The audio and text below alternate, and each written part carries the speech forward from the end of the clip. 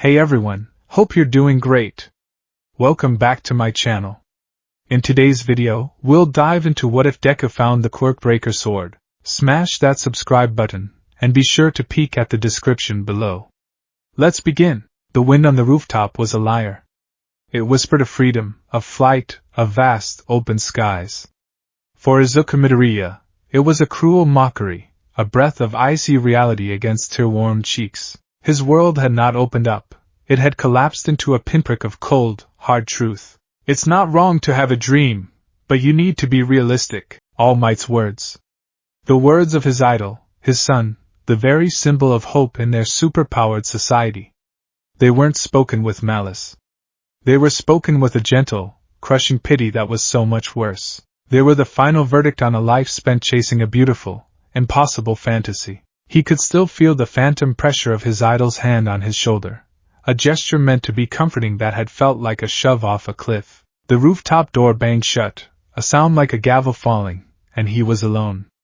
Utterly, completely alone, with the sprawling city of Muzidafu laid out before him like a feast he was forbidden to taste. The sirens, which had once been a thrilling soundtrack to his heroic daydreams, now sounded like a lament.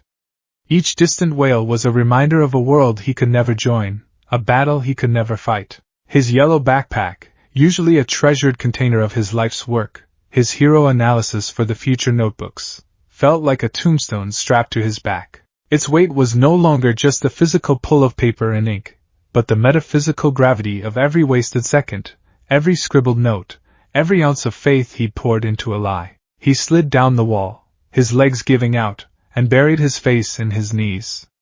The sobs that racked his small frame weren't the loud, cathartic cries of before. These were different. They were the silent, shuddering gasps of a drowning man who had just realized no one was coming to save him. The fire that had burned in his heart since he was 4 years old, the one that screamed, "I want to be a hero like you!" had been extinguished. All that remained was a cold, wet ash of despair. How long he sat there, he didn't know.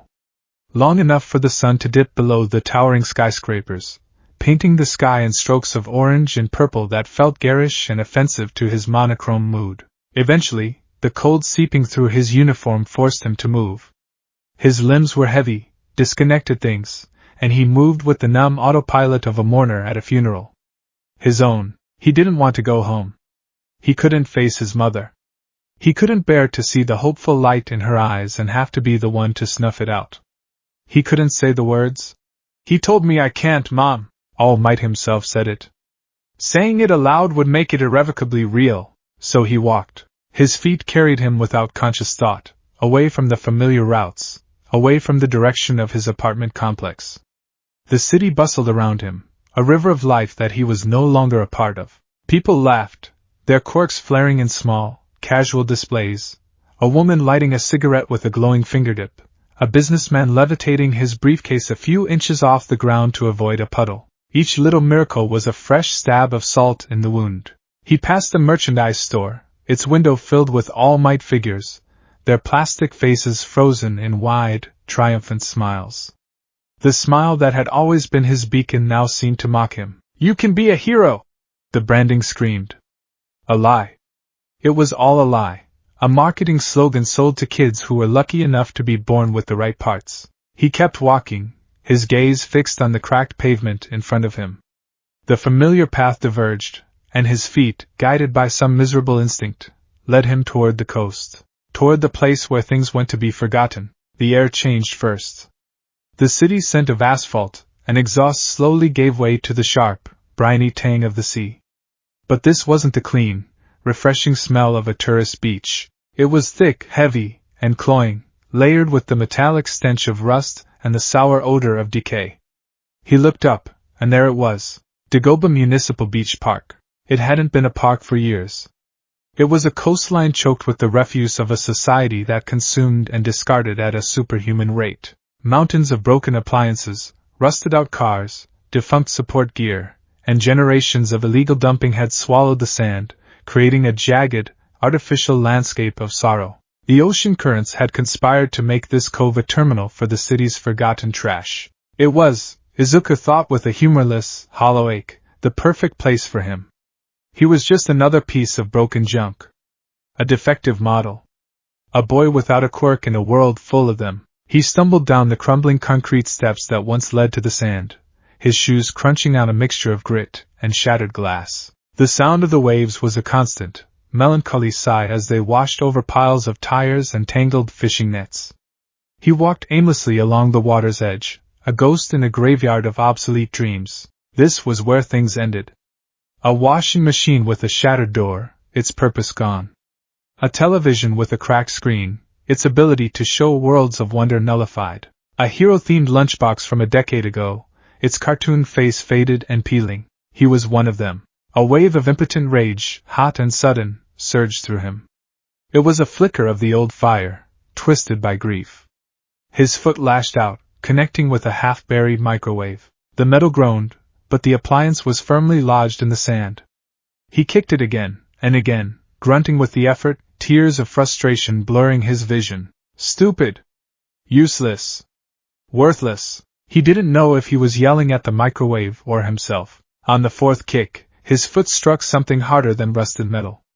It was a sharp corner, and the impact sent a painful shockwave up his leg. He cried out, hopping back and clutching his throbbing foot. Cursing, he bent down to see what he'd hit. It wasn't a rock. It was a corner of dark, leaden-gray metal, covered in barnacles and rust. It was almost completely buried, and what little was visible was so corroded it was barely distinguishable from the other junk. But there was something about it. The lines were too clean, too deliberate. It was the corner of a box. His old habits, the ones that drove him to analyze and investigate, stirred from their shallow grave. The curiosity that had filled thousands of notebook pages was a stubborn weed, hard to kill completely. Wiping his eyes with the back of his hand, he began to dig. The sand was heavy and wet, mixed with sharp bits of plastic and metal that pricked at his fingers. He dug with his bare hands, scooping and scraping, his earlier despair momentarily forgotten and replaced by a single, focused goal. The box was larger than he thought. He cleared a foot of its surface, then two. It was a chest, about the size of a large suitcase, made of a dark, non-reflective metal that felt unnaturally dense. It was bound by thick, rusted bands of iron, and a heavy, complex-looking lock was fused shut on the front. It was ancient. It felt wrong. Out of place. Most of the junk here was from the last few decades. This looked like it could have been here for a century. Or longer. He tried to lift it. It didn't budge. It was as if it were anchored to the center of the earth. He tried to slide it, but it was wedged deep in the compacted, wet sand and surrounded by other heavy debris. Giving up on moving it, he focused on opening it. The lock was a solid mass of rust. There was no keyhole visible. He grabbed a twisted piece of rebar from a nearby pile and tried to use it as a crowbar, wedging it under the lid. He threw all of his wiry, unsuperpowered weight against it. The rebar bent with a protesting shriek. The chest didn't even groan. He was panting, sweat dripping from his forehead and mixing with the grime on his face. The sun was almost gone now, casting long, monstrous shadows across the trash hills. He should go home. This was stupid. It was a box of old junk on a beach of old junk. But he couldn't stop. This felt like a test. The world had told him he was powerless, that he couldn't do anything. But this was just a box. It wasn't a quirk. It wasn't a supervillain. It was an object. It was physics and leverage and brute force. It was something he could fight. He found a thicker piece of scrap metal, a support strut from some long-dead piece of industrial machinery. It was heavy, but it wouldn't bend. He jammed it into the seam between the lid and the body of the chest. He stomped on it. He jumped on it. A loud crack echoed across the beach, but it was the strut snapping a piece of the rusted iron band, not the chest itself. Progress. For the next hour, which bled into 2, Izuka worked like a man possessed. He was a scavenger, a demolition man, a desperate archaeologist. He found more tools in the junk, a flattened tire iron, a heavy chunk of concrete he could use as a hammer. He worked methodically, hammering the tire iron into the seams, breaking the rusted bands one by one. His muscles burned. His hands were raw, scraped, and bleeding, the sting of the salt water a constant, sharp reminder of his effort. He was soaked in sweat, covered in sand and rust, and he had never felt so intensely focused in his life. He wasn't thinking about All Might, or quirks, or his shattered dreams. He was thinking only of the lock, the scene, the next strike. Finally, with the last iron band severed, only the main lock held the chest shut. He wedged his makeshift crowbar deep into the groove and put every last ounce of his strength into it. His vision swam from exhaustion. His muscles screamed. With a deep, guttural groan of tortured metal and a long hiss of escaping air, the lid popped open by a few inches. Izuku collapsed onto the sand, gasping for breath, his heart hammering against his ribs. A strange, musty smell wafted from the opening, the smell of stale, trapped air and something else, something dry and old, like ancient paper and oiled steel. He shakily got to his feet and, with trembling hands, lifted the heavy lid. It swung open on screeching, rusted hinges and slammed against the sand behind it. He stared inside. His first feeling was a wave of profound disappointment. The chest was lead-lined, he could see the dull gray sheen on the inside, but most of the interior was filled with what looked like rotted, blackened silk, which crumbled to dust at the slightest touch. There were no jewels, no gold, no lost technology. There was only one thing. Nestled in the center, perfectly preserved in a long indentation, was a sword. It was a katana, held within a simple, unadorned scabbard of matte black wood or lacquered metal. The hilt was wrapped in black Ito cord over white ray skin, classic and understated. There was no flashy dragon-shaped tsuba, handguard, or gilded pommel. It was brutally, almost disappointingly plain. It looked less like a hero's weapon and more like a historical artifact. Or a prop. A profound sense of anticlimax washed over him. All that work, for an old sword. It was probably a replica, dumped here with the rest of the garbage. Still, something compelled him to reach in. His fingers brushed against the scabbard. It was cool and smooth, and felt strangely solid, strangely real. He lifted it. It was heavier than he expected, with a perfect, deadly balance. This was no toy. He pulled it from the chest, the rotted silk around it turning to a fine black powder that the sea breeze immediately carried away. He held it in his hands, turning it over. It was beautiful in its simplicity, functional, severe. He placed his hand on the hilt, and, with a surge of trepidation, drew the blade a few inches from the scabbard. The steel that emerged was a deep, non-reflective gray, like a storm cloud. It was immaculately clean, with no signs of rust or age, as if it had been forged yesterday. The edge looked lethally sharp. But what caught his analytical eye was something else. Running the length of the blade, so faint it was almost invisible in the twilight, was a pattern. It wasn't the flowing, water-like Hammond of a traditionally folded blade. It looked like a circuit board. Microscopic lines and nodes, impossibly intricate, were etched directly into the steel itself. He slid the blade back into its scabbard with a satisfying, quiet click. He didn't know what this was, but it wasn't junk. It was a secret, and after a day where all his secrets had been brutally exposed, the idea of having a new one that was entirely his own, was a strange comfort. He looked around the desolate beach.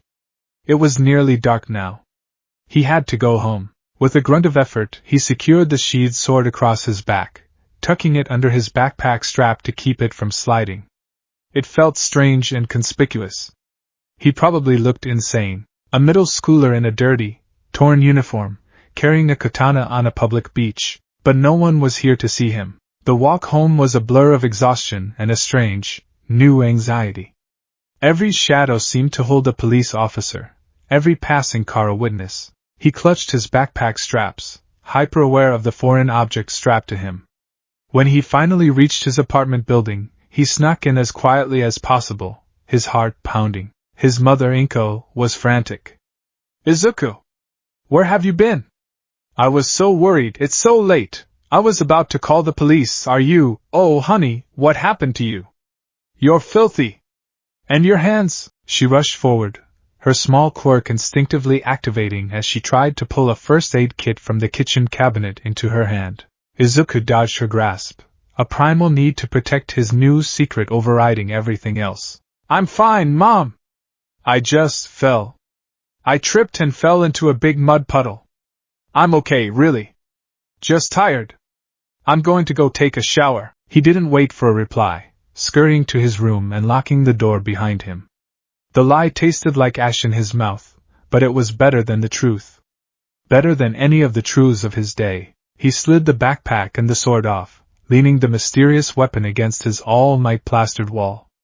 The juxtaposition was jarring, the symbol of the bright, quirk-filled world he adored, and this dark, silent, unknown thing he had pulled from its grave. He showered in a daze, the hot water stinging his scraped hands.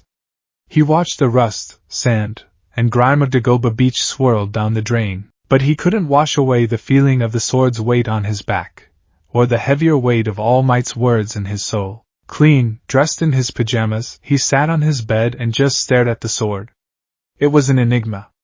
Where did it come from? Who put it in a lead-lined chest and threw it into the sea? Why was it in perfect condition? What were those patterns on the blade? His phone buzzed. A news alert. He glanced at it. Sludge villain incident resolved by All Might. Aspiring hero Kaken Bakugo praised for tenacity. A picture showed Kaken, defiant and angry even while covered in sludge. Another showed All Might victorious. There was no mention of the quirkless kid who had rushed in first. Of course not. Why would there be? He hadn't done anything. He had just gotten in the way. A familiar bitterness rose in his throat. Kaken. Even when he was the victim, he was still the hero. Because he had a powerful quirk. Because he was born a winner. Izuku's eyes flicked from the phone to the sword. An impossible, insane thought flickered in his mind, a daydream born of grief. What if it wasn't just a sword? In a world of superpowers, was a magic sword really that much of a stretch? He shook his head, scoffing at his own foolishness. He was just tired and desperate. It was just a very old, very well-made sword. Nothing more. He lay back on his bed, the exhaustion from the day, the emotional devastation, the hours of physical labor, finally catching up to him. He was asleep in minutes. The next day at school was a special kind of hell. The story of the sludge villain had spread like wildfire. Bakugo was swaggering, soaking in the praise and attention, his usual arrogance amplified by 100. People who usually ignored him were slapping him on the back, telling him how brave he was. Izuku, on the other hand, was a ghost. A few students shot him pitying or scornful looks. They had all seen him try to run in. They saw him as the quirkless wannabe who made a fool of himself. He kept his head down, the words of the pro-heroes on the scene echoing in his mind. What were you thinking, kid? You could have gotten yourself killed! He just wanted the day to end. He wanted to go home, lock himself in his room, and maybe look up ancient sword smithing techniques on the internet. At least the sword was a mystery he could try to solve. His wish was not granted. The final bell rang, and as Izuku was packing his bag, a shadow fell over his desk. Deku! Izuku flinched. It was Bakugo, flanked by his two usual cronies. Bakugo's crimson eyes were narrowed, his expression a familiar mix of contempt and aggression. We need to talk, Bakugo growled, his voice low and dangerous. Kaken, I just want to go home. Izuku stammered, shrinking back in his seat. You don't get to go anywhere. Bakugo sneered, slamming a hand down on Izuku's desk. It left a small, starburst-shaped scorch mark on the wood. I saw you yesterday. After the old hag dropped you off, you were wandering around like a lost puppy. Then today, you come in here looking like you crawled out of a sewer. What's your deal? Izuku's blood ran cold. He hadn't brought the sword to school, of course. It was hidden under his bed. But the idea of Bakugo connecting his disheveled appearance to anything unusual was terrifying. It's nothing, Izuku said, trying to slide past him. I told you I just fell. Bakugo grabbed the strap of Izuku's backpack, yanking him back. Don't lie to me, you useless nerd. I've been feeling weird ever since that sludge bastard. Like I needed to set things right. And setting things right always starts with putting you in your place. You think you can try to save me and get away with it? You made me look weak. They were in a deserted side street now, a shortcut Izuku had foolishly tried to take. Bakugo had shoved him against a brick wall, his cronies blocking the only exit. It was a scene that had played out 100 times in their lives. I didn't mean to. Shut up! Bakugo's palm began to glow, tiny sparks crackling in his hand. The smell of burnt sugar and nitroglycerin filled the air. You're a quirkless, worthless Deku who can't do anything. You're just a pebble on the side of the road. And I'm going to make sure you remember that. He lunged, his hand aimed not at Izuku's face, but at his shoulder, a classic move to intimidate and assert dominance with a painful, non-lethal explosion. Izuku didn't think. He didn't plan. He didn't channel some hidden wellspring of courage. He just reacted. His body, conditioned by years of flinching away from Bakugo's attacks, moved on its own. But this time, he had something new. This time, he had spent the evening before sneaking back out to the beach, his heart pounding, and retrieving the one thing he couldn't leave behind. The sword, now wrapped in an old blanket and stuffed into a long sports duffel bag, was slung over his shoulder. As Bakugo's hand came forward, Izuku flinched back, raising the duffel bag between them as a makeshift shield. It was a pathetic, desperate gesture. He braced for the heat, the pop, the searing pain. Pfft. The sound was wrong. It wasn't the sharp, concussive boom of Bakugo's quirk. It was a dull, anticlimactic fizzle. A puff of warm air, a wisp of gray smoke, and then, nothing. Izuku blinked, his terror momentarily replaced by utter confusion. Bakugo was frozen, his hands still resting on the canvas of the duffel bag. His eyes were wide, staring at his own palm in disbelief.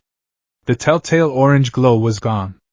The crackle of energy was gone. What the? Bakugo muttered, pulling his hand back. He flexed his fingers, then thrust his palm forward again, trying to summon an explosion. Nothing. Not a spark. Not a whisper of heat. He stared at his hand as if it had been replaced with a foreign object.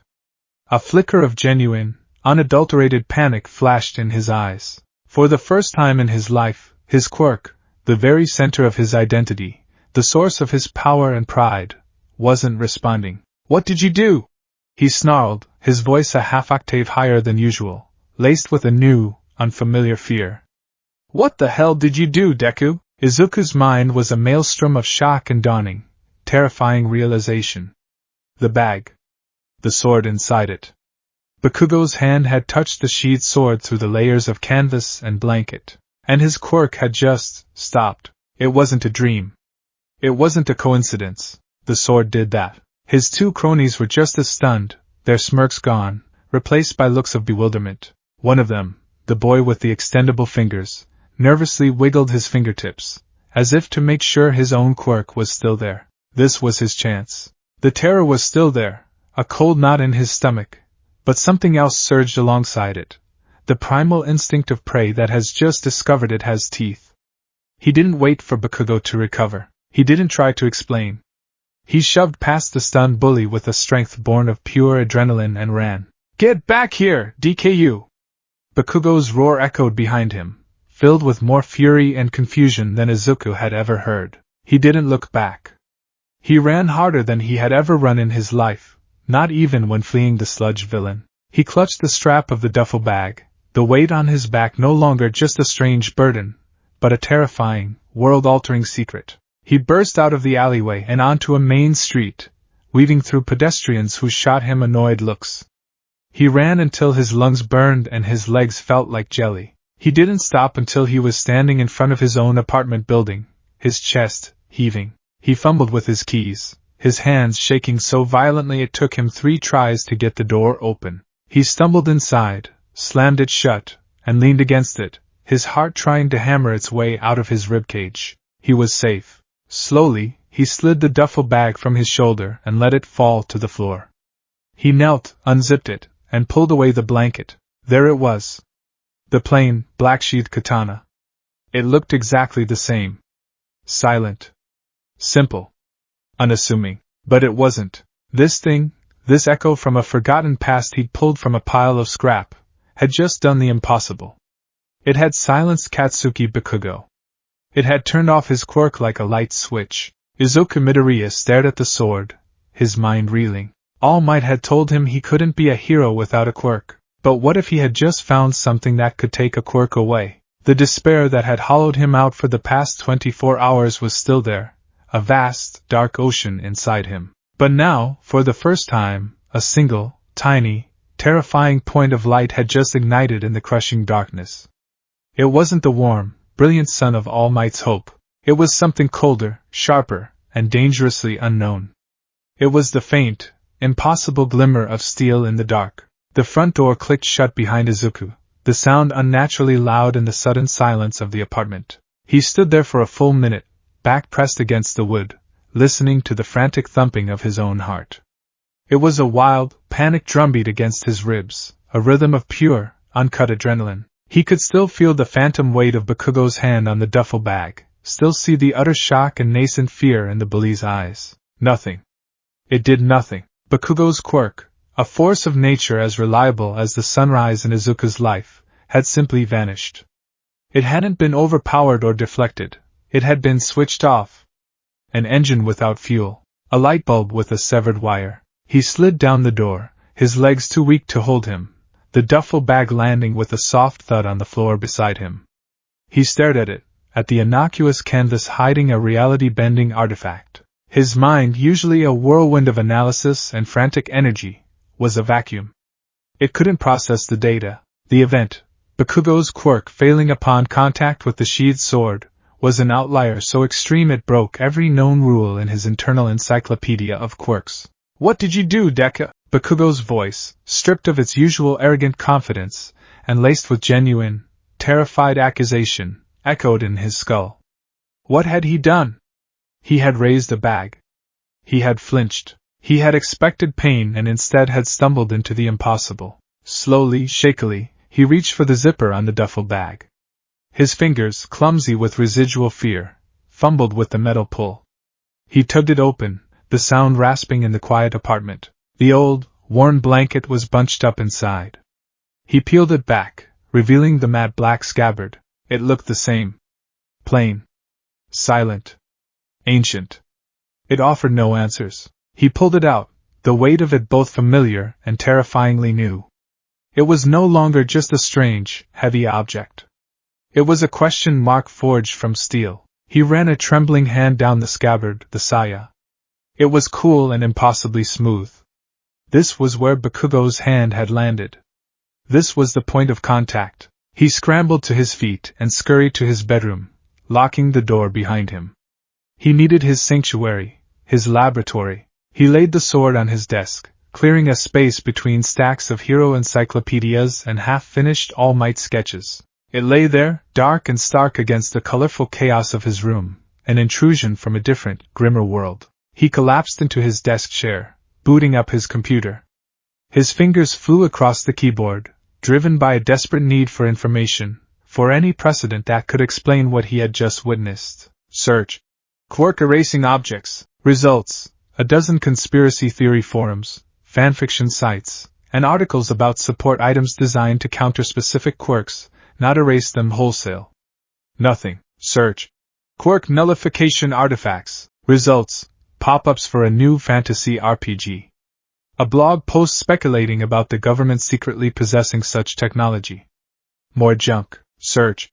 Historical weapon quirk interaction. Results. Academic papers on how the discovery of quirks impacted global military doctrines. A museum exhibit on pre-quirk era warfare. Useless. He leaned back, chewing on his lip. The only known case of quirk erasure was a person. The pro-hero, Eraserhead. Izuku pulled up his file. He already had it mostly memorized, but he needed to see it now. Hero name, Eraserhead. Real name, Shota Aizawa. Quirk, erasure. Allows the user to temporarily nullify the quirk of anyone he looks at. Effect is broken when he blinks or his line of sight is obstructed. Ineffective on mutant-type quirks. It was biological. A function of Aizawa's eyes. This was different. This was an object. An inert, non-living thing that had somehow replicated the effect of an incredibly rare and powerful quirk. He unsheathed the sword an inch, then two, the whisper of steel on wood a conspiratorial sound. The faint, almost invisible circuitry etched into the blade caught the light from his monitor. It wasn't decoration. It was a design. A machine. A machine that somehow interfaced with the biological energy field, the quirk factor, that existed in 80% of the population. A terrifying thought wormed its way into his brain. Was this a support item? Some forgotten piece of ultra-advanced technology from a bygone hero agency or, more likely, a villain organization? Something created in the chaotic early days of Quirks, a weapon from the wars that followed? The lead-line chest suggested someone had wanted to hide it, to shield it from detection. That didn't bode well. He needed more data. A single event with Bakugo was an anomaly. It needed to be replicated. He needed a controlled experiment. He looked around his room, his eyes darting from object to object. He had no quirk. Testing it on himself was pointless. He needed a test subject. A volunteer. But who could he possibly ask? Hey, can I touch you with this possibly villainous sword I found to see if it makes you normal for a minute? He'd be sent to a psychiatrist before he finished the sentence. His gaze fell on a silver picture frame on his desk. It was a photo of him and his mother when he was 5, both of them beaming.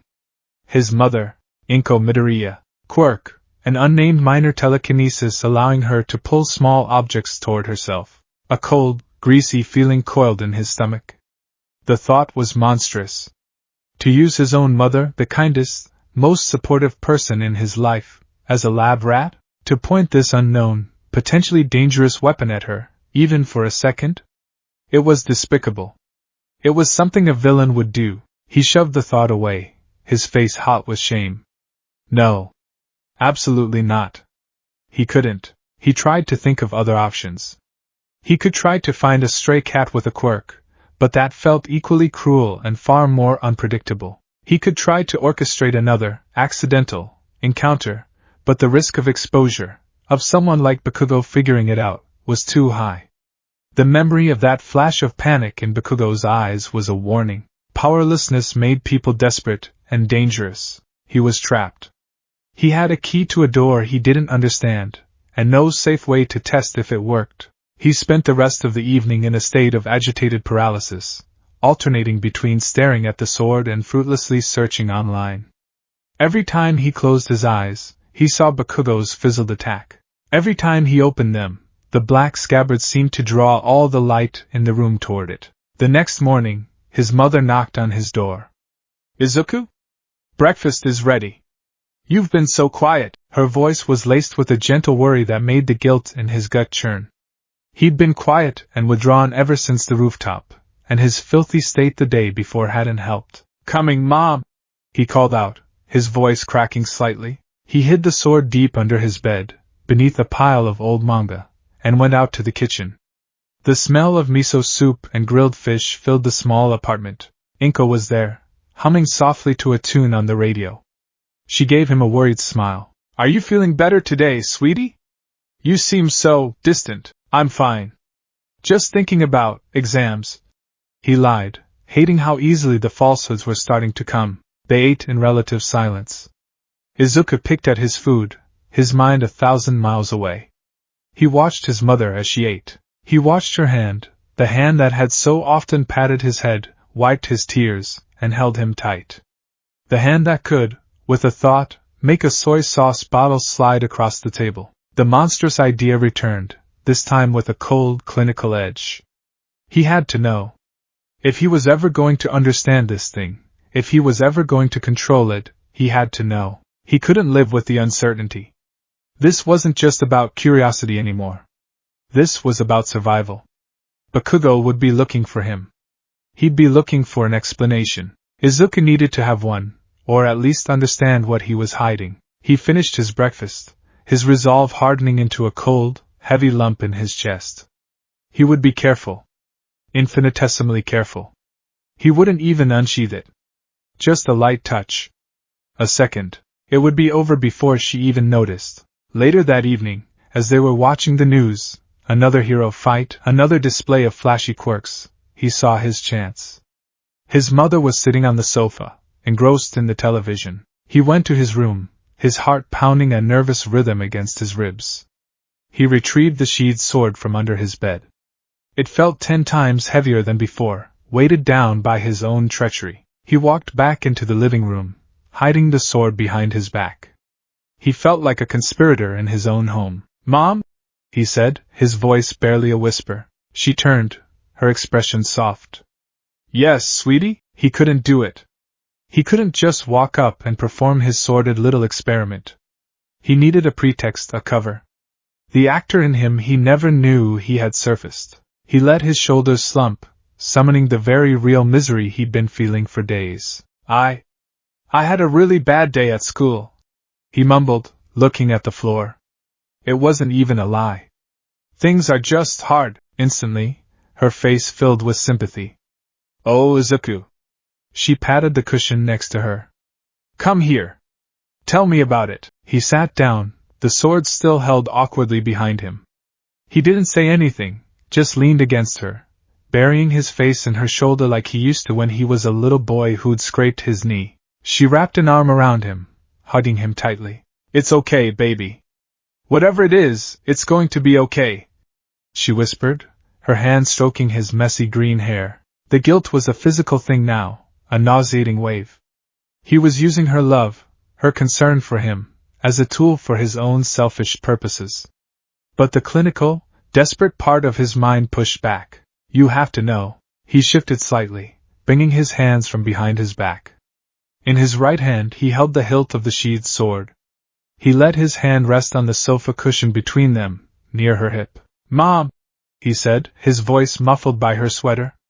Can you pass me the remote? It's on the coffee table. Of course, honey, he watched from the corner of his eye. The remote was a good 5 feet away, sitting next to a stack of magazines. A perfect, simple test. As she turned her head toward it, her brow furrowing in concentration, he acted. He subtly shifted his grip, and with a movement so small it was almost a tremor, he pressed the tsuba, the handguard, of the sheathed sword against her side. It was just a light touch, metal against the fabric of her clothes. He felt nothing. No surge of energy, no sound. He watched her hand, which she had raised slightly. She was focused on the remote. A little frown appeared on her face. Oh, she said, her voice puzzled. She shook her hand slightly, as if trying to wake it up. That's funny, she tried again. Her fingers twitched, but the remote stayed stubbornly put. The connection, the invisible thread of her power, was gone. Izuku's breath hitched in his throat. It worked. It worked. His heart hammered with a terrifying cocktail of triumph and self-loathing. He had his confirmation. He had his proof. Let me see, she murmured, still frowning at her hand. He pulled the sword away instantly, tucking his hand back behind him. He counted the seconds in his head. 1, 2, 3. There we go, she said, a note of relief in her voice. The remote wobbled, then zipped through the air and slapped gently into her waiting palm. She looked at it, then at her hand, a flicker of confusion on her face. Huh. Must be tired. Felt like my quirk had a little hiccup. She turned back to him, her brief concern for her power immediately replaced by concern for him. Now what's wrong, Izuku? Is it Bakugo again? He couldn't speak. He just shook his head, pressing his face back into her shoulder, a single, hot tear of guilt leaking from his eye. He had done it. He had confirmed the sword's power, and in doing so, had taken a small, but definitive, step into a world of shadows and secrets. He hugged her back, the embrace feeling both like a comfort and a lie. A moment later, a wave of dizziness washed over him. It wasn't the head rush of adrenaline. This was something else. A profound, physical weariness began to seep into his limbs, as if his bones were suddenly filled with lead. I'm just really tired, Mom, he mumbled, and this time, it was the absolute truth. He pulled away from her, stumbling to his feet.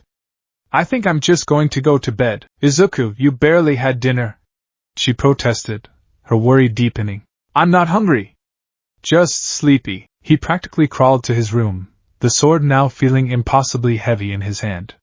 He closed the door, not even bothering to lock it, and collapsed onto his bed. The exhaustion was unlike anything he had ever felt. It wasn't the satisfying ache of a good workout, or the grogginess of a poor night's sleep. This was a deep, systemic drain. It was as if a crucial energy source within him had been tapped and siphoned off. He lay there, his limbs like stone, his mind sluggishly putting the pieces together. The brief activation on Bakugo. He'd been keyed up on adrenaline, so he hadn't noticed it then. But now, the light touch on his mother, an activation that had lasted maybe 2 or 3 seconds, had left him feeling like he'd run a marathon. The cost. The sword wasn't a miracle. It was a transaction. It took something from him in exchange for its power.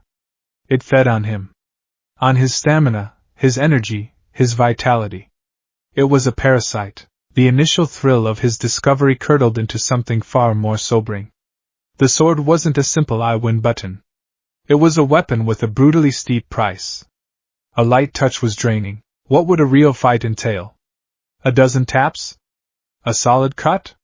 The thought made him feel tired all over again. A deep slash, one that could disable a powerful quirk for several minutes, might knock him unconscious. Or worse, he finally understood. This weapon didn't make him powerful. It just offered him a chance, at a terrible cost. He was still the weak one. The sword was just a tool, and he was a faulty, low-capacity battery powering it. He fell into a heavy, dreamless sleep, the weight of his new knowledge pressing down on him like a physical blanket. Izuku woke up the next morning feeling hungover. His body ached, a low thrum of depletion under his skin. But his mind was sharp, clear for the first time in days. The despair was gone. The aimless grief had been burned away by the cold fire of purpose. He sat up, looking at the sword, which he dropped on the floor by his bed. It was no longer a mystery to be solved or a horror to be feared. It was a problem to be engineered. An equation to be balanced. The sword's activation consumes the user's stamina. Therefore, to increase the sword's utility, the user must increase their stamina. It was so simple. So brutally logical. His dream of being a hero like All Might, a shining, smiling pillar of strength who overwhelmed evil with sheer power, was dead. He had mourned it. He had buried it. But a new dream, a smaller, darker, more dangerous one, was beginning to sprout from its grave. He couldn't be a hero like All Might. But maybe he could be a hero like Eraserhead, an underground hero. Someone who didn't rely on brute force. Someone who fought in the shadows, not for the glory or the fame, but because it was the right thing to do. Someone who leveled the playing field. Aizawa used his eyes and a capture weapon. Izuku would use his mind, and a blade. The path forward was suddenly, terrifyingly clear. He needed to become stronger. Not All Might strong. He didn't need the power to punch a villain into the stratosphere. He needed endurance. He needed the sheer, grit your teeth and keep moving stamina to wield this weapon and not collapse. He needed a bigger battery. His mind immediately flashed to an image. A coastline choked with trash. Mountains of metal and plastic. 10 months of neglect. Dagoba Municipal Beach Park. The place where he had found the sword. The place where he had hit rock bottom. All Might had once told him, in a signed video he'd watched 1,000 times, that even before he got his quirk, he trained his body relentlessly. A strong will needs a strong body to inhabit. The irony was so thick he could taste it. He had wanted to train his body to be a worthy vessel for a quirk he would never receive. Now, he would train his body to be a worthy power source for a weapon he had found in the garbage. The problem would become the solution. Cleaning that beach, it wouldn't just be community service. It wouldn't just be a personal challenge. It would be his own private, self-designed Hell Week. It would be a crucible to forge his weak, useless body into something that could bear the weight of his new weapon, and the sword itself. He couldn't just swing it around. That was reckless and stupid. He needed to learn how to use it. Properly. With discipline and control. He didn't have access to a dojo or a master swordsman. But he had his computer and an almost superhuman talent for obsessive research. A new fire lit in his eyes. He grabbed a fresh notebook from a stack in his closet. It was crisp and clean. For years, every notebook had been titled Hero Analysis for the Future. This one would be different. He uncapped a pen and, in his neat, focused handwriting, wrote a new title on the cover. Combat Analysis. Quirk Neutralization Strategy. Volume 1. He opened it to the first page. He didn't draw a hero. He didn't write about All Might. He wrote a name that made his stomach clench with a decade of fear and resentment. Subject: Katsuki Bakugo. quirk, explosion. But he didn't start by analyzing the quirk's power. He started by analyzing its absence. Hypothesis. Subject relies on quirk for mobility, offense, and defense. His fighting style is aggressive, predicated on overwhelming the opponent. Removal of quirk results in initial shock, confusion, and panic. This is the primary window of opportunity. Post-nullification combat analysis. Without his quirk, Bakugo's combat style would revert to basic hand-to-hand. He is physically strong and has good reflexes, but lacks formal training. He leads with his right. He is susceptible to grapples and leg sweeps, as his quirk is often used to blast away close-quarters opponents.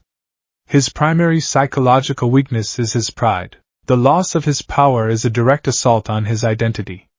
This can be exploited. He will become enraged, sloppy. The goal is not to defeat him in a fistfight. The goal is to neutralize, incapacitate, and disengage. He wrote for an hour, his pen scratching furiously. He was rewiring his own brain. For years, he had looked at heroes and villains and seen a collection of powers to be admired and catalogued. Now, he looked at them and saw a series of circuits to be broken. He wasn't just a fanboy anymore. He was becoming a predator. The plan was set. 10 months. 10 months until the UA entrance exam. The goal had once seemed impossible. Now, it just seemed incredibly, painfully difficult. The next morning, he was up before the sun. He dressed in old workout clothes, packed a water bottle and a pair of work gloves, and slipped out of the apartment. He didn't take the sword. It was too risky, and the sword wasn't the focus of this part of the training. His body was. He arrived at Dagoba Beach as the first rays of dawn were painting the sky a pale, watery pink. The trash mountains looked like a sleeping, monstrous cityscape in the twilight. The air was cool and salty. In the depths of his despair, this place had looked like a graveyard. Now, with the fire of a new purpose burning in his chest, it looked like a gym. His gym. He started small. A rusted, half-deflated tire. He grabbed it, his gloves giving him a solid grip, and pulled. It was suctioned into the wet sand. He gritted his teeth, bent his knees like he'd seen athletes do in videos, and pulled with his legs. It came free with a wet schlorp. He dragged it, panting, up the crumbling concrete steps to the designated pickup area. One piece. He went back for another. A broken refrigerator door. It was heavy and awkward. He struggled with it for 10 minutes, his arms shaking, his back screaming, before he finally managed to haul it up the stairs. 2 pieces. He spent 2 hours at it. He moved tires, broken chairs, bags of rotting refuse. It was grueling, backbreaking, unglamorous work. By the time the sun was fully up, he was covered in sweat and grime, his muscles trembling with exhaustion. He had cleared a patch of sand maybe 5 feet square. It was a pathetic, minuscule dent in the mountain of trash. He collapsed onto the small patch of clean sand he made, his chest heaving. It felt impossible. This would take forever. But then he looked at his trembling hands. He thought of the sword, lying dormant under his bed. He thought of the crushing weight of its cost. This pain, this exhaustion, this was the price of admission. This was him filling his battery, drop by agonizing drop. He got up and dragged one more tire to the pile before finally heading home, every muscle screaming in protest. That afternoon, after school, the second phase of his training began.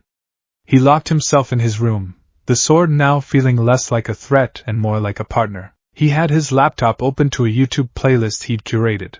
Kendo Basics for Beginners. He had bought a baken, a wooden practice sword, from a martial arts supply store online, having it delivered to a convenience store so his mother wouldn't ask questions.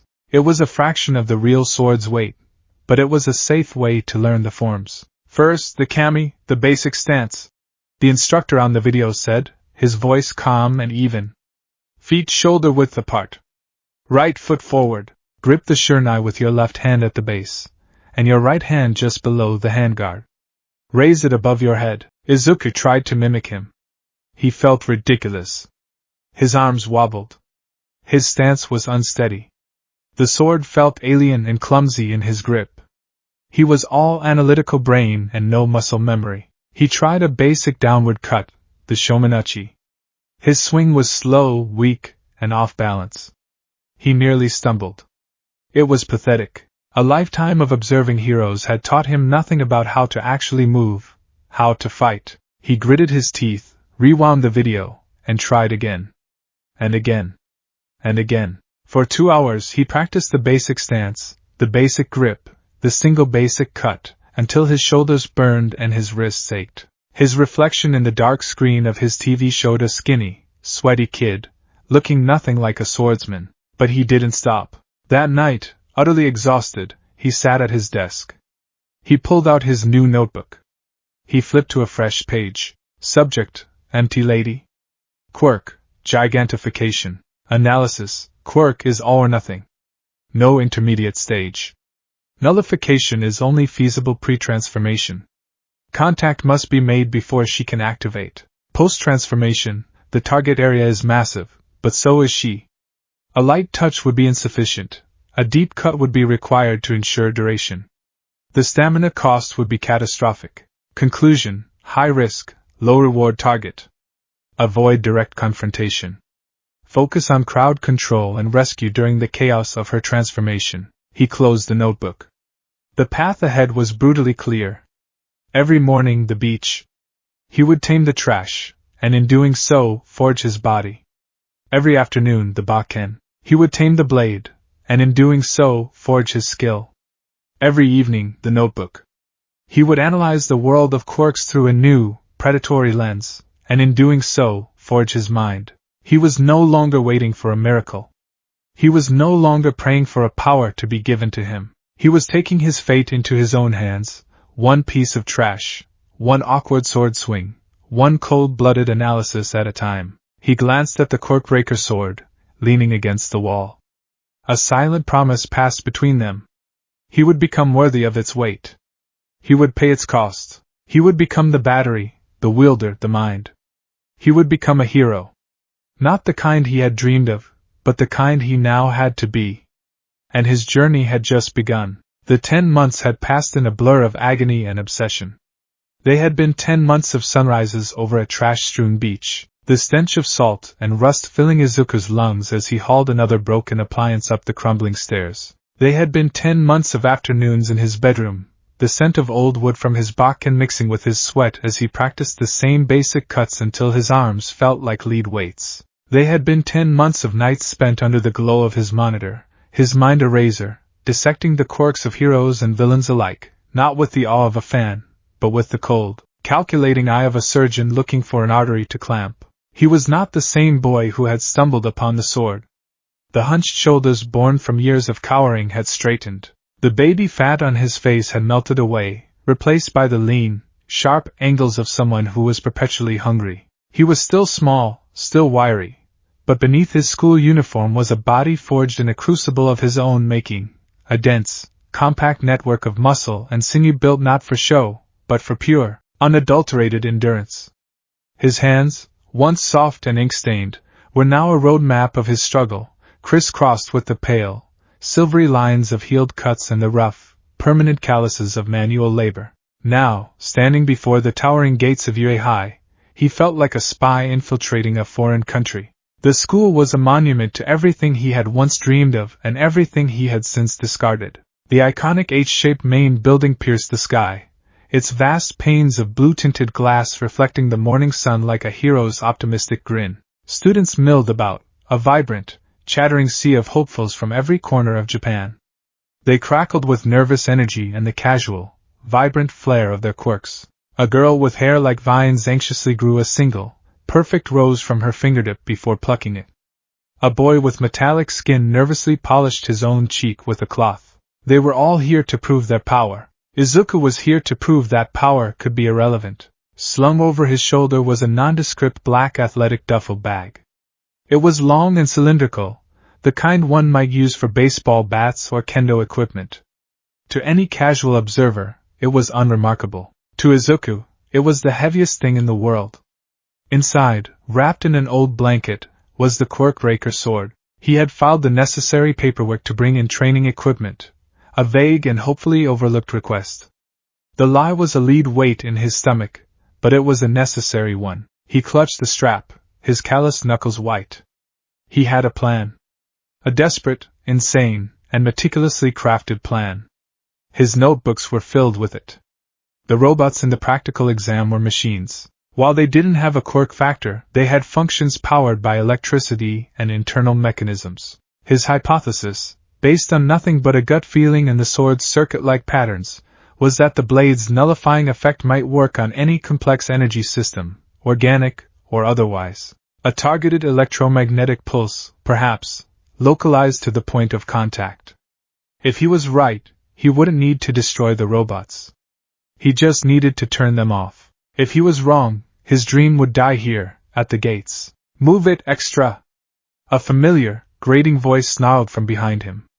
Izuku flinched on instinct, sidestepping just as Bakugo shoved past, not even giving him a second glance. The 10 months had changed Izuku, but they had seemingly just made Bakugo more confident, more aggressive. The incident in the alleyway had been a source of simmering rage for Bakugo and a source of constant, low-grade terror for Izuku. Bakugo never figured it out.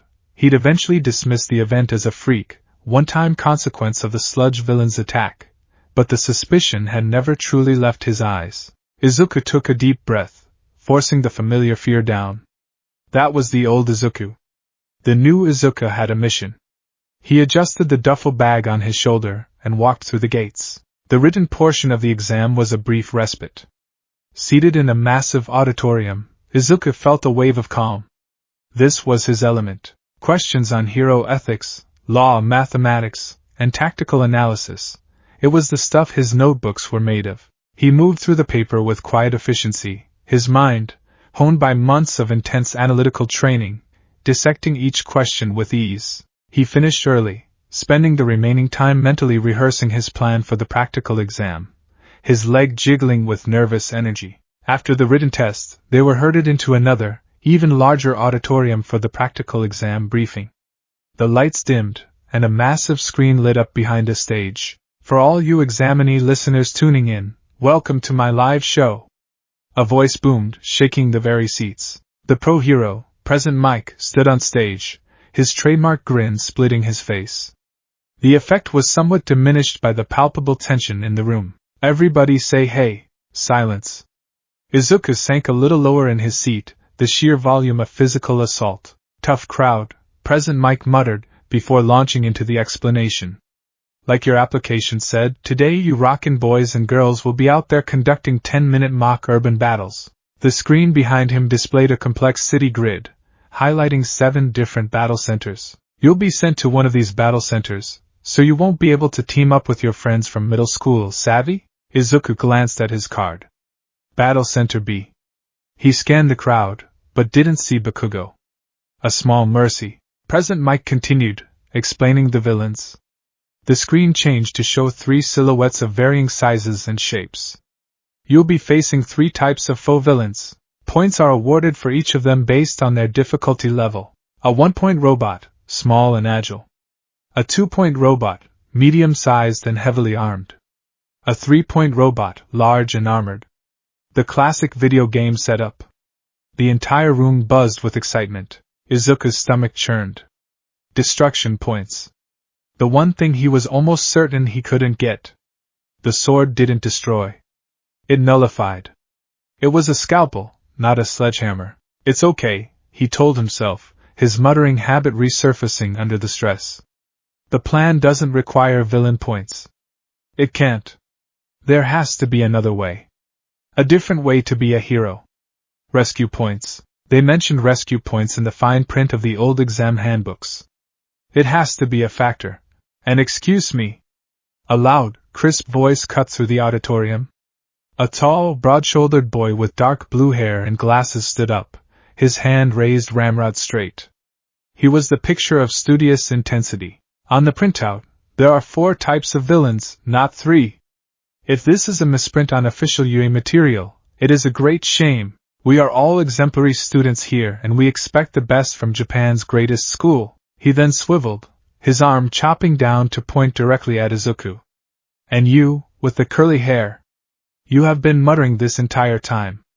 It is distracting. If you are not taking this seriously, then you should leave. 100 heads turned to stare at Izuku. His face erupted in a blush so hot he felt his ears were going to melt. He slapped his hands over his mouth, mortified. Sorry," he squeaked. Present Mike calmed the boy. Ida, he'd learn later, down, explaining that the fourth villain was a 0-point obstacle, a gimmick to be avoided. But the damage was done. Izuku was once again the weird, nervous kid. The Deku. He shrank in his seat, the weight of his secret, and the duffel bag on his lap feeling heavier than ever. He had to prove them all wrong. He just had to. The bus ride to Battle Center B was a tense, silent affair. Izuku sat alone, the duffel bag held tightly on his lap. He had changed into a simple green tracksuit, practical and nondescript. As they disembarked, they were met with a truly staggering sight. A massive wall encircled a sprawling, artificial city. Skyscrapers, apartment buildings, corner stores, and winding streets. It was a perfect replica of a modern urban center. The scale of it was breathtaking, a testament to UA's immense resources. As the other applicants stretched and sized each other up, their quirks flaring, Izuku found a quiet corner. He unzipped the duffel bag just enough to get his hands inside. He unwrapped the blanket, and his fingers found the cool, familiar Edo wrap of the sword's hilt. He closed his eyes, his breathing evening out. This was it. He carefully strapped the sheathed sword to his back, using a modified belt system he jury-rigged himself. It was snug and secure against his spine, the hilt peeking just over his right shoulder. He pulled his tracksuit jacket up to conceal it as best he could, but there was no hiding it completely. He looked, and felt, like an anomaly. "All right, start." Present Mick's voice suddenly blared from unseen speakers. Izuku's eyes snapped open. The other applicants looked around in confusion. "What's wrong?" "The test's begun." "Run! Run!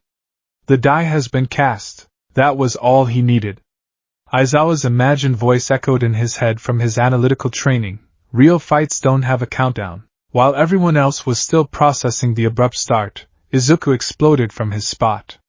His legs, hardened by months of hauling trash up and down the Dagoba stairs, pumped furiously. He was a green blur, the first one through the massive gates and into the artificial city. He didn't run blindly. His eyes scanned everything: alleyways for cover, rooftops for vantage points, streets for choke points. He rounded a corner and came face to face with his first test. A 1-point robot, a small, crab-like machine on 4 legs, scuttled toward him. A single red optic glowed, and a targeting laser painted a dot on his chest. Hypothesis check, his brain supplied instantly. He didn't slow down. As the robot charged up its laser, Izuku dropped into a slide. The 10 months of hellish training had given him a new, instinctual proprioception. He slid on the pavement, feeling the grit scrape his tracksuit, and as he passed under the robot, he reached up. His hand closed around the hilt of his sword, but he didn't draw it. He simply angled his body so the end of the sheathed sword, the Kojiri, tapped the robot's undercarriage. He felt it. A faint, almost imperceptible thrum traveled up the sword into his arm, and with it, that familiar, sickening wave of weariness. It was a small dose, but it was potent, like the feeling of having just woken up from a deep sleep. The robot's red eye flickered and died. The whining sound of its charging laser cut out. It froze mid-stride, its limbs locking up, and stood there, inert and lifeless. A moment later, another applicant, a girl with large, powerful-looking hands, rounded the corner. She saw the frozen robot and, with a surprised yell, smashed it to pieces. 1 point! She cheered. Izuku was already gone, disappearing into a side alley. A grin, sharp and utterly unlike his old, watery smiles, touched his lips. It worked. The sword's nullifying effect wasn't just for biological quirk factors. It was a localized energy canceller. It worked on machines. The game was on. In a darkened room deep within UA's central tower, a wall of monitors displayed live feeds from all 7 battle centers. The atmosphere was a mixture of professional assessment and quiet excitement. "We've got a strong batch this year," said the pro hero Cementas, his blocky form unmoving as he watched a candidate turn a street into a pit of quick-drying cement. "Indeed," a cheerful, squeaking voice replied. Principal Nizu, a rare specimen of an animal with a quirk, sat in his high-backed chair, paws steepled, his intelligent black eyes darting from screen to screen. Though raw power is only one metric of a hero, All Might, in his skeletal, emaciated form as Toshinori Yagi, stood silently in the back, sipping a cup of tea. His eyes were scanning the monitors for one specific applicant. He'd kept his distance from young Midoriya for the past 10 months, respecting the boy's surprising decision to walk his own path for a time. But he had never stopped watching. He'd seen the reports from Dagoba Beach, the mountains of neatly sorted trash disappearing week by week. He knew the boy had an iron will. But will alone couldn't fight giant robots. His eyes found him. Battle Center B. A small figure in green, moving with an astonishing fluidity that was absent 10 months ago. Came a low, tired voice from beside Niza. Shota Aizawa's gaze was fixed on the same screen. His usual bored expression was marred by a flicker of genuine curiosity. Look at that. Monitor 4B. On the screen, a 2-point robot, a bipedal machine with Gatling guns for arms, had a group of 3 applicants pinned behind an overturned bus. The air was thick with the dust of shredded concrete. Those kids are stuck. Per matchup, commented the R-rated hero, Midnight. But then, a green blur entered the frame from the side. It was Midoriya. He was using the urban chaos as a jungle gym, vaulting over a pile of rubble, running along the side of a building for a few steps, then dropping down behind the 2-pointer. He moved with a purpose and efficiency that was utterly at odds with his quirkless status. He didn't try to attack the robot's main body. He sprinted past its legs, and with a movement almost too fast to track, he reached up and tapped something on the robot's back, the power conduit leading to its weapon systems. The result was instantaneous. The deafening roar of the Gatling gun stopped. The barrels, which had been spinning at a dizzying speed, whined down to a halt. The robot stood there, its primary weapons useless. The 3 trapped students stared in disbelief for a second before seizing the opportunity. A boy who could shoot lasers from his fingers, a girl who could harden her fists, and another who could stretch his limbs all swarmed the disabled robot, tearing it apart. 3 more points on the board for them. 0 for Midoriya, who was already disappearing down another street. A power surge? A malfunction? Present Mike asked from the console. No, Aizawa said, his voice flat. He leaned forward, his dark eyes narrowed. That's the 3rd time. Look at the logs for applicant 7111. Every time he gets near a robot, its primary offensive function fails. A laser on a 1-pointer, the electric armor on a 3-pointer just now, and that 2-pointer's cannons. He's not destroying them. He's disarming them. Toshinori's eyes widened. He saw it too. Young Midoriya wasn't fighting. He was sabotaging. Niza's whiskers twitched, and a wide, predatory grin spread across his furry face. Oh, this is fascinating. A quirk that causes targeted technological failure? But his file says he's quirkless. How wonderfully contradictory. Aizawa, what do you make of it? Aizawa didn't answer. His eyes were glued to the screen, watching Izuku. He saw the way the boy moved, the way he conserved energy, the way he used the environment. He saw the strange object strapped to his back, mostly hidden by his jacket. It wasn't the work of a quirk. Aizawa knew quirks. He knew the telltale energy signatures, the way they made the air shimmer, the flicker of light in the user's eyes. This was different. This was cold. Clinical. The boy was using a tool, and Aizawa, the master of quirk negation and fighting without one, was deeply, profoundly intrigued. Izuku's lungs were on fire. His tracksuit was soaked with sweat, and a thin layer of grime covered his face. The initial rush of adrenaline had faded, leaving behind the stark reality of the sword's cost. Each tap, each nullification, was a sip from his very life force. He had disabled at least 15 robots for other people. The cumulative exhaustion was a physical weight, a deep, cellular weariness that made his limbs feel like lead. He was a phantom on the battlefield. A guardian angel dressed in a grimy green tracksuit. He'd appear from an alley, disable a robot that had someone cornered, and then vanish before they could even thank him, leaving them to claim the points. He was racking up a colossal number of assists, but his own score remained at a perfect, terrifying 0. He had to trust the plan. Rescue points. They have to exist. Saving someone is more heroic than breaking a toy. He saved a boy with a tail from a three-pointer whose electrified chassis he neutralized, allowing the boy to smash it with his powerful appendage. He disarmed a spider-like robot whose web shooters had trapped a girl who looked like she was made of rock. With each act, he felt his own energy reserves dwindling. He was running on fumes, his movements getting sloppier. He ducked behind a car as a laser blast from a two-pointer vaporized the spot he'd just been standing in. He was getting slow. The fatigue was affecting his reaction time. He needed to end this. He needed one big, undeniable act of heroism. And then, the ground began to shake. A low, groaning tremor vibrated up through the soles of his shoes.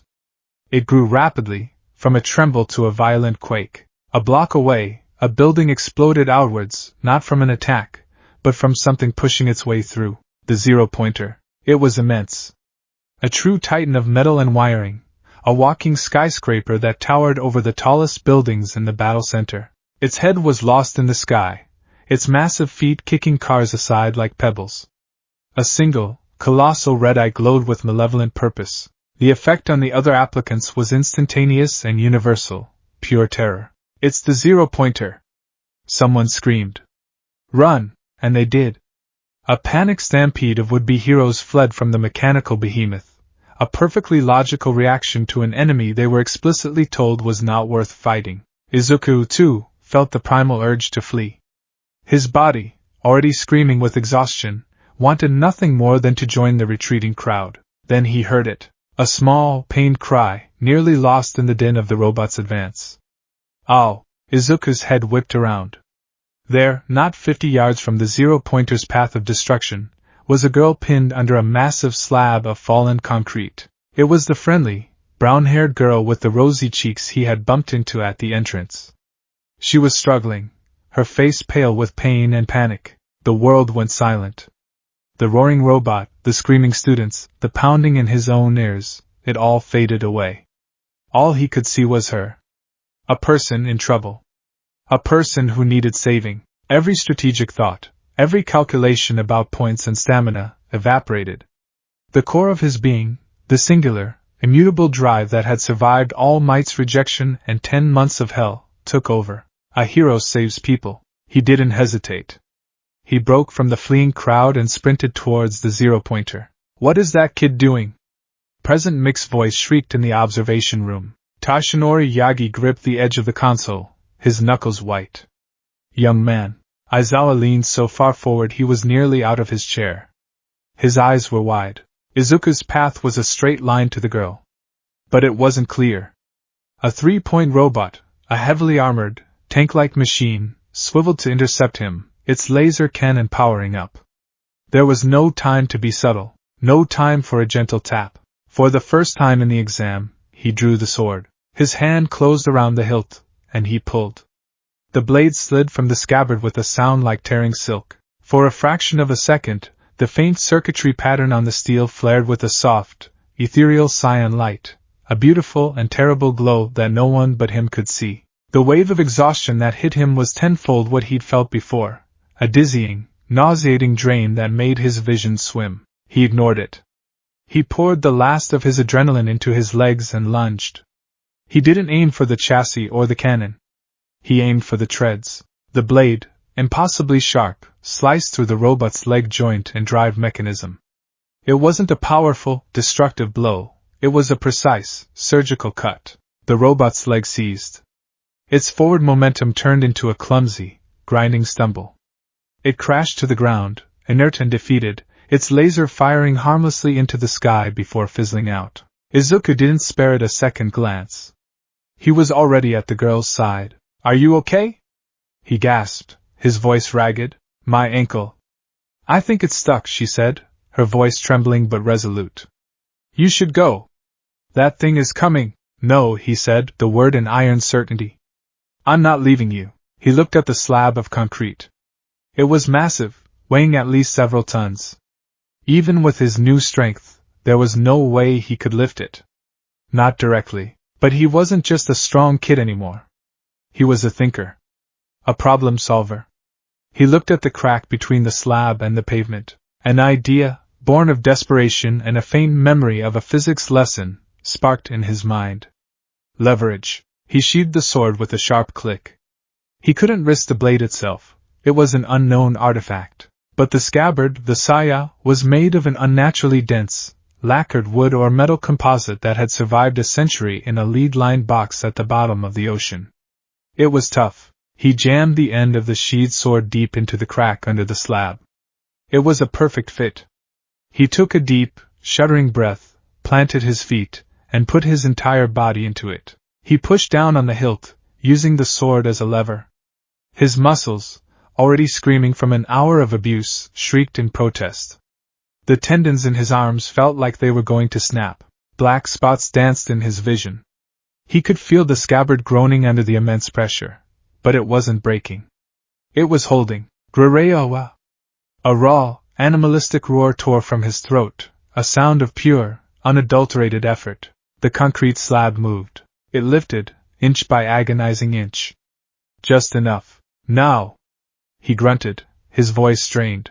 The girl, Uraraka, understood instantly. She slapped her hands on her own chest. Release!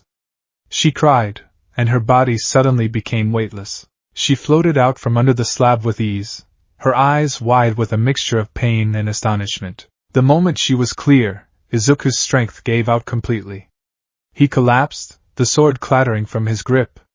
The concrete slab crashed back down, cracking the pavement. He fell to his knees, then onto his side, his body utterly spent. The last of his energy reserves were gone. He was running on empty, the engine seized. He looked up. Uraraka was safe, floating gently a few feet away. He had done it.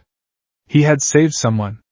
A genuine, tired smile touched his lips, then a shadow fell over him. The zero-pointer was here.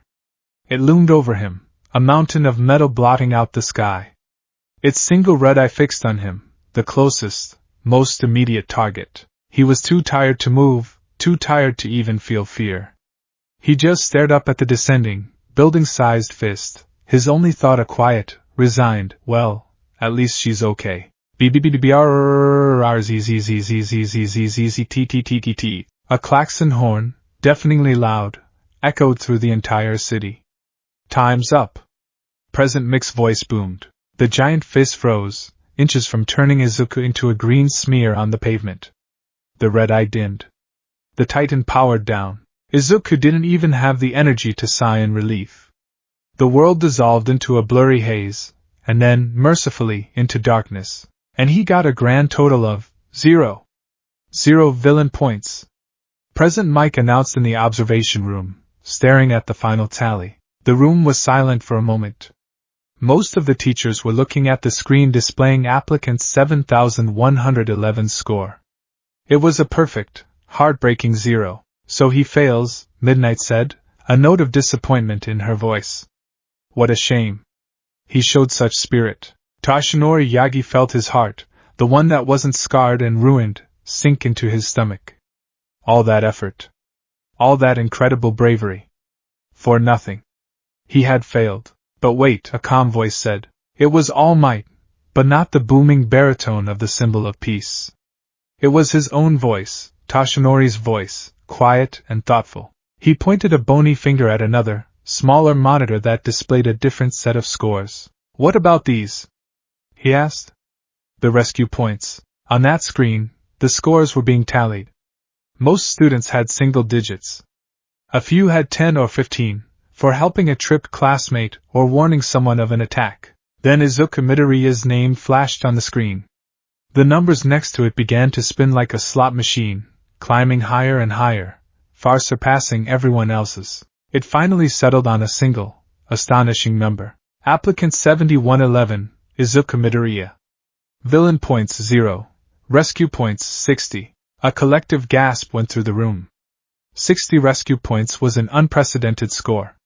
He had single-handedly earned more rescue points than the next 10 applicants combined. Well, I'll be, Cementos rumbled. President Mike let out a low whistle. The kid broke the curve. Nizu was practically vibrating with delight, his grin stretching from ear to ear. Oh yes. Yes. This is what I love to see. A heroic spirit that transcends the rules of the game, the willingness to sacrifice one's own success for the safety of another. That is the quintessence of heroism. Aizawa remained silent. His gaze wasn't on the scoreboard.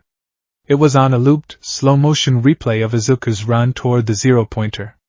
He watched the flicker of cyan light as the blade was drawn. He watched the surgical, disabling cut on the three-pointer. He watched as the boy used the sheathed weapon as a high-tensile lever to move a multi-ton block of concrete. He was quirkless. Aizawa was sure of it. His own quirk had found no purchase on him during his brief scan. But he had incapacitated robots with a touch. He had wielded a blade with unnerving precision, and he possessed a tool that could apparently withstand several tons of sheer force. This boy wasn't just a heroic spirit. He was an anomaly. A walking, breathing contradiction. A puzzle wrapped in an enigma, hidden inside a green tracksuit. And Shota Aizawa, more than anything, loved a good puzzle. Izuku woke to the gentle, sweet-smelling presence of Recovery Girl. He was lying on a cot, the sounds of the battle center replaced by a quiet murmur. He sat up, his body aching but the profound, unnatural exhaustion starting to fade. "Easy there, Sonny," the elderly hero said, patting his arm. "You gave us all quite a scare. You were completely drained." His eyes darted around. He saw the girl, Uraraka, sitting on a nearby cot, her ankle neatly wrapped. She saw him looking and gave him a bright, grateful smile. But all Izuku could think about was his score. 0. He had gotten 0 points. He had saved someone, yes, but he had failed the exam. He had come all this way, trained so hard, only to fall at the final hurdle because he couldn't break things. The old despair, the familiar companion of his quirkless life, began to creep back in. He had failed. He didn't know that in a dark room miles away, his performance had made him the single most interesting person to walk through UA's gates in years. He didn't know he hadn't just passed the exam, he had redefined it. All he knew was the crushing weight of his perceived failure, unaware that the real test was only just beginning.